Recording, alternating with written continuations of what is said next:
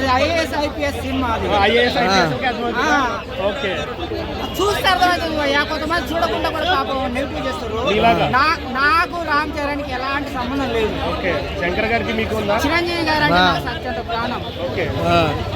శంకర్ గారు ఏం చేశారన్న? శంకర్ గారి గురించి నాకు సంబంధం లేదు. నేను ఆయన ఫ్యాన్ కాదు. చరణ్ బాబు బాగున్నాడు. చరణ్ ఫ్యాన్ కాదు, నేను రాజమౌళి ఫ్యాన్.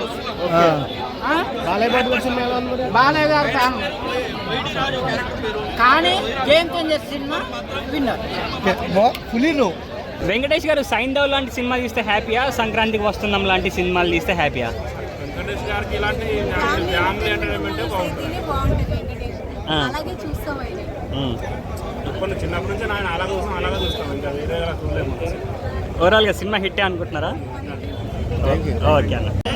వెంకటేష్ గారి కామెడీ సాంగ్స్ బాగున్నాయి, డైరెక్షన్ కూడా చాలా బాగుంది. గురువుని ఎట్లా గౌరవించాలి అనేది బాగా మెసేజ్ ఇచ్చాడు. ఫ్యామిలీ ఓరియంటెడ్ కూడా బాగుంది. పిల్లలు బాగా సపోర్ట్ చేశాడు. భార్యాభర్త ఇద్దరు మధ్యలో ఎట్లా గొడవలు చూస్తే ఎట్లా పేషెన్స్ లెవెల్లో పాటించాలని కూడా బాగా చెప్పాడు. ఎట్లాగానే తీశాడు. ఎప్పుడు సంక్రాంతికి బాగానే హిట్ అయింది. స్క్రీన్ ప్లే, దర్శకత్వం అన్నీ అయితే బాగున్నాయి. కానీ నేనైతే ఒకటే చెప్తా భయ్యా, పెళ్లి చేసుకోండి కానీ వైఫ్స్కి మాత్రము లవర్స్ గురించి మాత్రం చెప్పకండి భయ్యా, మీకు దండం పెడతాను. పిల్లల చేతిలో బుక్ అవ్వకండి భయ్యోయ్, చెప్తున్నాను ఇది మాత్రము.